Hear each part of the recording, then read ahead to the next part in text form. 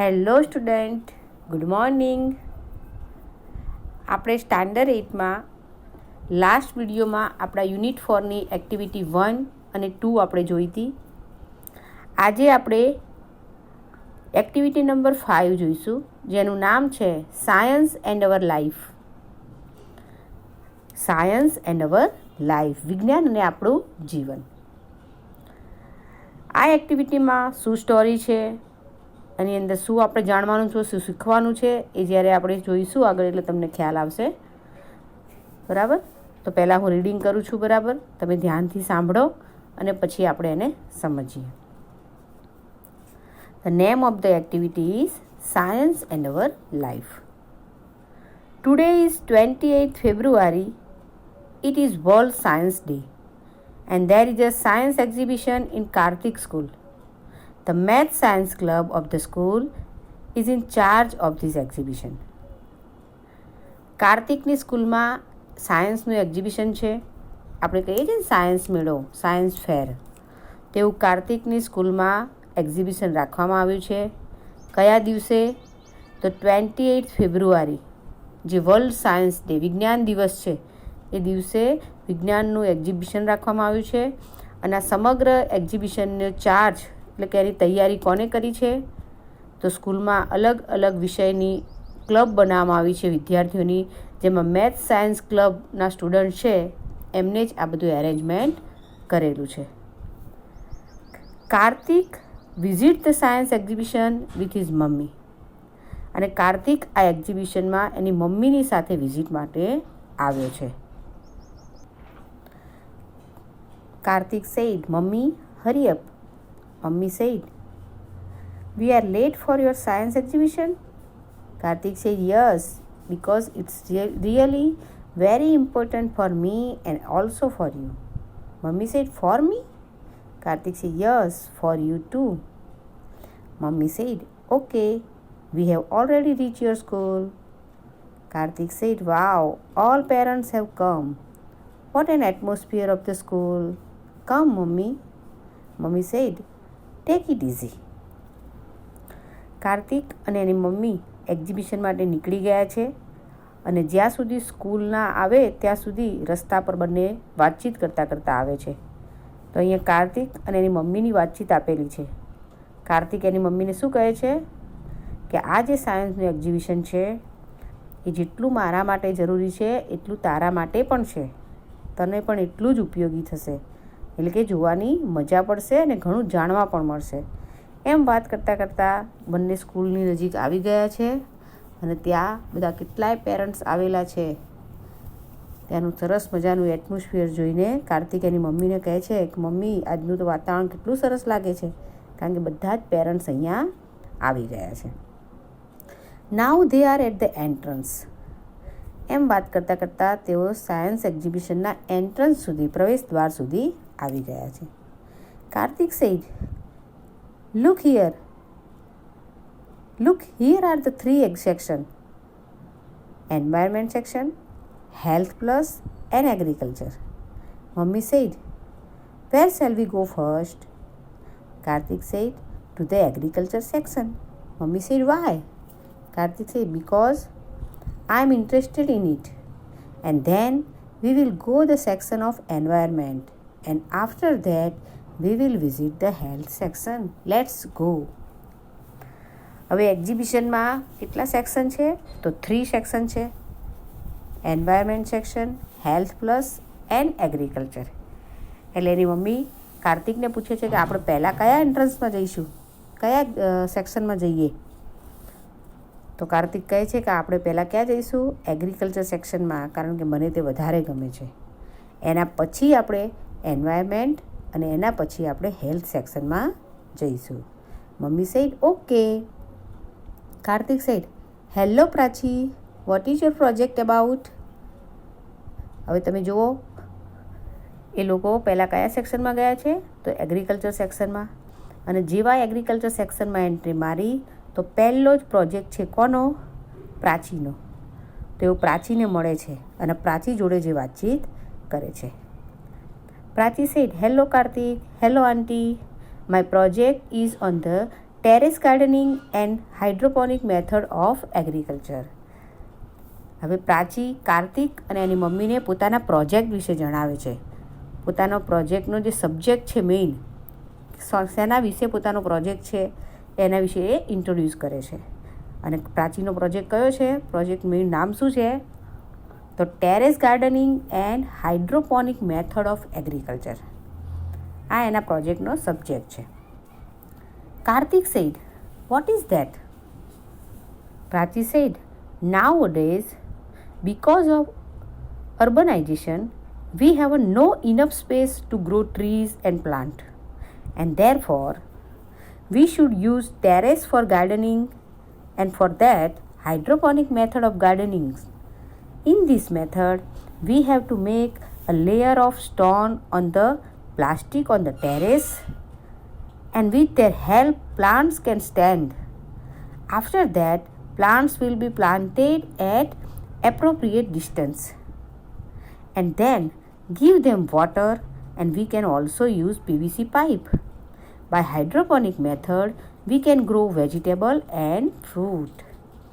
પ્રાચી પોતાના પ્રોજેક્ટ વિશે એટલું ડિટેલમાં સરસ જણાવે છે. જ્યારે કાર્તિકને ખ્યાલ નથી આવતો કે હાઇડ્રોપોનિક મેથડ એટલે શું, એટલે પ્રાચીને પૂછે છે કે વોટ ઇઝ ધીસ, આ શું છે, આ પ્રોજેક્ટમાં ડિટેલમાં મને કહે. ત્યારે પ્રાચી કહે છે કે અત્યારે જે અર્બનાઇઝેશન થયું છે એટલે જમીનની અછત થઈ છે.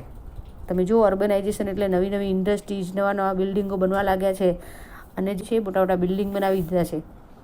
શહેરીકરણ વધી ગયું છે અને ગ્રામ્ય જીવન ઓછું થઈ ગયું છે. અને આવા સમયે ખેતીવાડી માટે હવે પૂરતી જગ્યા રહી નથી. તો આવા સમયે ઓછી જમીનના કારણે આપણે જો ખેતી કરવી હોય તો એના માટે ટેરેસ ગાર્ડનિંગ એટલે કે આપણા બિલ્ડિંગના ટેરેસ પર પણ આપણે ગાર્ડનિંગ કરી શકીએ છીએ. અને એ મેથડને કહેવાય છે હાઇડ્રોપોનિક મેથડ. અને એમાં કઈ રીતે તમે, કઈ પદ્ધતિથી તમે વૃક્ષો અને પ્લાન્ટને વાવી શકો, તો અહીંયા પ્રાચી એમને સમજાવે છે કે ટેરેસ પર પહેલાં પ્લાસ્ટિકનું એક લેયર પાથરવામાં આવે છે અને એની ઉપર નાના નાના સ્ટોન અને માટી એને બધું ભરીને પછી એના ઉપર પ્લાન્ટને વાવવામાં આવે છે, એટલે પ્લાન્ટેશન કરવામાં આવે છે. અને એના ઇરિગેશન માટે એટલે કે એને પાણી આપવા માટે આપણે પીવીસી પાઇપનો પણ ઉપયોગ કરી શકીએ છીએ. તમે જુઓ નીચે ચિત્રમાં બતાવ્યું છે કે પીવીસી પાઇપની અંદર આ લેયર કરેલા છે અને ત્યાં પ્લાન્ટેશન પણ કર્યું છે. પાણીની પણ ઓટોમેટિક સગવડ થઈ જાય, માટીને બધું પણ અંદર હોય અને આ રીતે પથ્થર, નાના નાના સ્ટોનમાં અંદરથી આ રીતે પ્લાન્ટ ઉગ્યા છે. તમે જોયું ને, સ્ટોન કેમ મૂકવામાં આવે છે? કારણ કે સ્ટ્રેટ પ્લાન્ટ ઊભો રહી શકે, એને સપોર્ટ મળે એના માટે. અને આ રીતે સમજાવે છે કે આ રીતે આપણે વેજીટેબલ્સ અને ફ્રૂટનું પણ પ્લાન્ટેશન કરી શકીએ છીએ, એની પણ ખેતી આપણે કરી શકીએ છીએ. Kartik said, "It's really wonderful idea. Thank you, Prachi." Mummy said, "Yeah, thank you, Prachi." Kartik, "We will make it on our terrace." Kartik said, "Sure, Mummy. Let's go to the environment section." Mummy said, "Okay." Kartik અને એની mummy બંનેને આ project વિશે જાણ્યું અને પછી એમને પણ નક્કી કર્યું કે આપણે પણ આપણા ટેરેસ પર ટેરેસ ગાર્ડનિંગ કરીશું. અને ત્યાંથી પછી બંને કયા સેક્શનમાં જાય છે? Environment section. They are at another science project. હવે તમે જુઓ, બીજા સેક્શનમાં ગયા છે એટલે ત્યાં હવે એન્વાયરમેન્ટ વિશેના બીજા પ્રોજેક્ટ હશે. અને ત્યાં પ્રોજેક્ટ કોનો છે? તો વસંતનો પ્રોજેક્ટ આવશે. વસંત said, "Hey Kartik." "Hello auntie." Kartik said, "Hey, what is your project about?" Vasant said, "The project title is Bamboo and Banana are the best." "Really? Bamboo is a wonderful plant because there are many uses of it. The bamboo is very strong and therefore it is used to build the bridge, and we can make many things like fences, fishing rod, raft, basket, furniture, etc. A plant may grow 80 feet or even more, and sometimes it shoot up 3 feet in the single day." વસંતનો project આવ્યો છે environment સેક્શનમાં અને જેનું નામ શું છે? Bamboo and banana are the best. Environment section છે એટલે આમાં વસંતનો પહેલો પ્રોજેક્ટ આવે છે, જેને કાર્તિક અને એની મમ્મીને સમજાવે છે વસંત કે એનો જે પ્રોજેક્ટ છે એમાં ખરેખર એને શું પ્રસ્તુત કર્યું છે. તે પોતાના પ્રોજેક્ટમાં એ કહે છે કે બંબુ અને બનાના એટલે કે વાંસનો શું ઉપયોગ છે, વાંસની મજબૂતાઈના કારણે આપણે એનો ક્યાં ક્યાં ઉપયોગ કરી શકીએ છીએ તે ડિટેલમાં ત્યાં સમજાવે છે કે વાંસથી ઘણી બધી વસ્તુઓ બને છે, જેમ કે fences, fishing rod, raft, basket, furniture etcetera. કેમ? કારણ કે બંબુ એ બહુ મજબૂત પ્લાન્ટ છે અને જેના કારણે એનો ઉપયોગ વધ્યો છે મજબૂતાઈના કારણે. બંબુ 80 ફીટ સુધી વધી શકે છે, ઇવન મોર. આ પ્લાન્ટ એની જે 8 ફૂટ 80 ફીટ એટલે 8 ફૂટ જેટલી એની પ્લાન્ટનું વધી શકે છે. અને ઘણીવાર તો એનું શૂટ એટલે કે એનું જે ફણગો ફૂટે છે એ સીધો 3 ફીટ સુધીનો પણ એક જ દિવસમાં ફૂટી જાય છે. એટલે કે બંબુની ગ્રોઈંગ સિસ્ટમ બહુ જ ફાસ્ટ છે. Kartik said, "It is wonderful." Mummy said, "How is music produced on flute?" Vasant said, "It is magic. The bamboo has a joint all the way up at the stem, and the stem is hollow between the joint so that we can play on the flute. See this picture." તમે જો પિક્ચરમાં જોઈ શકો છો, flute બતાવી છે, વાંસળી. હવે એ પણ શેમાંથી બને છે? તો બંબુમાંથી બને છે. અને એમાંથી મ્યુઝિક કેવી રીતે પ્રોડ્યુસ થાય છે? કાર્તિકની મમ્મી વસંતને પૂછે છે કે આપણે જે મોરલી વગાડીએ છીએ ત્યારે એમાંથી મ્યુઝિક જે આપણે સાંભળીએ છીએ કેવી રીતે આવે છે? તો વસંત સમજાવે છે, કારણ કે બંબુ કેવું છે, અંદરથી હોલો છે એટલે પોલું છે અને એની અંદર વચ્ચે લેયર પણ છે. ત્યાં ઉપર આપણે હોલ પાડી દઈએ છીએ. એના કારણે એ હોલોના કારણે જ આપણે એનું મ્યુઝિક એટલે કે અંદર આપણે ફૂંક મારીએ છીએ અને પછી આપણે અલગ અલગ મ્યુઝિક વગાડી શકીએ છીએ. Kartik said, "What about the banana tree?" Vasant said, "Yes, banana tree is also very useful because its leaf, flowers, trunk and fibers are important. Banana leaves are large and flexible and waterproof, so they are used as food container or plate. It is also useful in making cup, paper and dishes." Kartik પૂછે છે કે તે bamboo વિશે તો સમજાવ્યું, પણ આ banana વિશે શું? બનાનાનું ટ્રી આપણે કઈ રીતે ઉપયોગી છે? તો એ પણ વસંત સરસ મજાની સમજ આપે છે.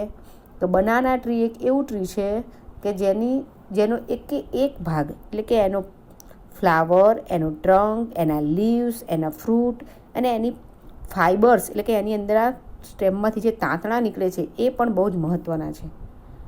બનાનાના લીફ જે હોય છે મોટા, એની અંદર જે ફાઇબર એટલે કે એના જે તાંતણા છે એ પણ ખૂબ જ મહત્ત્વના છે.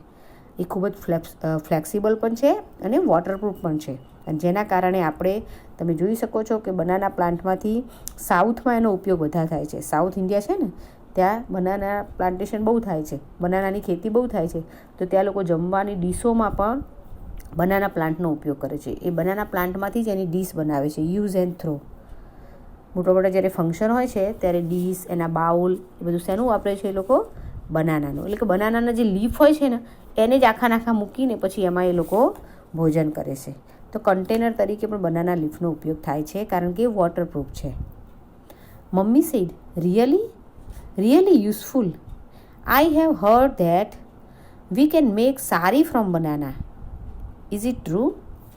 હવે કાર્તિકની મમ્મી કહે છે કે મેં સાંભળ્યું છે કે બનાનામાંથી સાડી પણ બને છે. શું સાચું છે? વસંત said, "Yes, it is right. Nepalis give rough material to Ragmark, an institute which stand for child labor. It is also known as Good Views International, and they make clothes. This institute helped to abolish the child labor, and in Tamil Nadu, weaver weaves fiber of banana and make sari."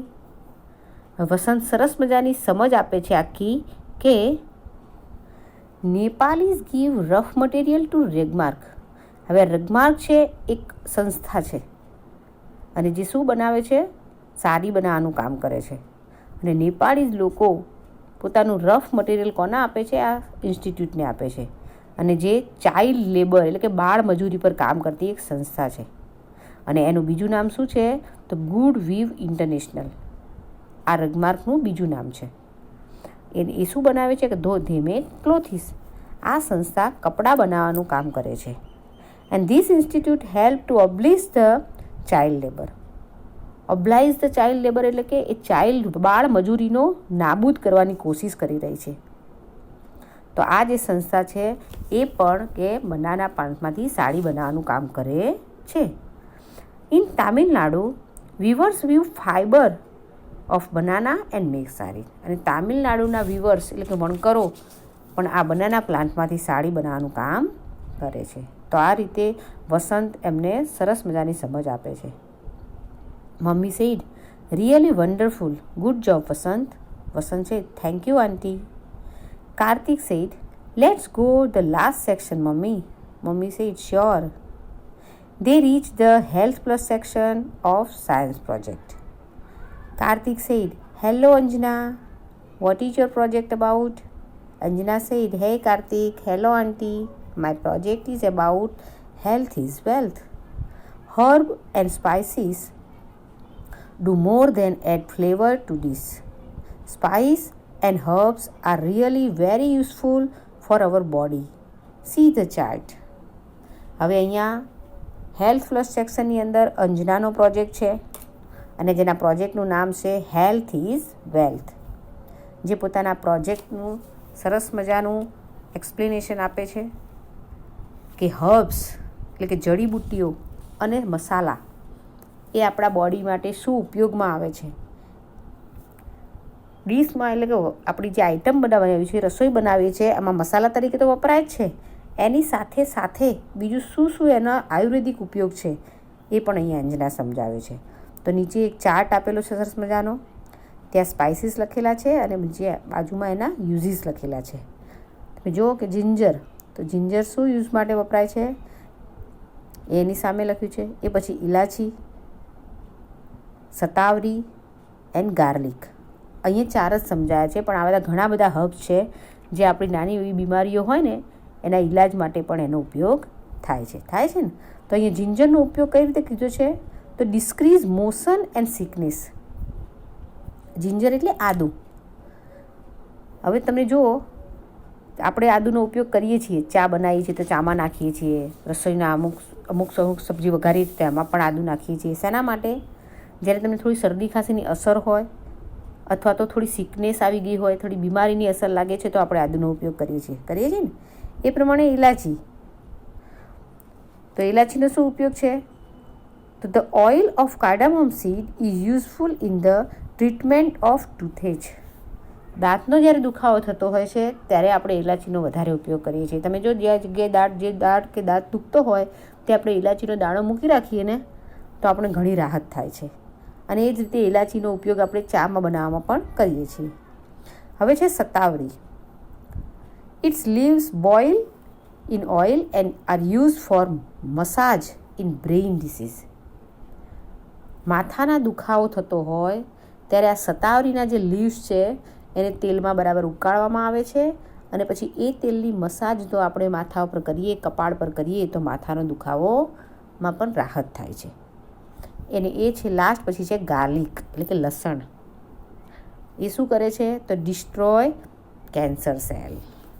કેન્સરના દર્દી માટે લસણ ખૂબ જ સારું છે, કારણ કે લસણ ખાવાથી આપણું બ્લડ પતલું રહે છે, બ્લડ જામી જવાની પ્રક્રિયા થતી નથી. સમજ્યા? તો કેન્સરના સેલને ડિસ્ટ્રોય કરવા માટે, નાશ કરવા માટે ગાર્લિક એક સારામાં સારો આયુર્વેદિક ઉપચાર છે જે આપણે ખોરાકમાં નિયમિત લેવું જોઈએ. તો સરસ મજાનો અંજનાનો પ્રોજેક્ટ છે જે અંજના, કાર્તિક અને એની મમ્મીને સમજાવે છે. Mummy said, Anjana, really a good work. I am very happy to know because I can use all things for my family's health. Thank you so much. Anjana said, my pleasure auntie. Karthik said, let's go mummy. We will try to make terrace garden with the use of hydroponic method of agriculture. Mummy said, why do you forget banana and bamboo? Karthik said, yes, it is right. We will also grow more trees and plants and they are useful. Mummy said, really, thank you. Karthik said, Karthik, because you give me chance to know more about its nature and its blessing. છેલ્લે ત્રણેય section પૂરા થાય છે. કાર્તિક અને મમ્મીની વાતચીત આપેલી છે, જેમાં કાર્તિકને શામાં વધારે રસ છે તો ટેરેસ ગાર્ડનિંગમાં. એટલે એની મમ્મીને કહે છે કે ચલો જલ્દી જઈએ ને આપણા ટેરેસ પર આપણે હાઇડ્રોપોનિક મેથડથી એગ્રીકલ્ચર કરીએ. એની મમ્મી એને બનાના અને બંબુનો પણ યાદ કરાવે છે.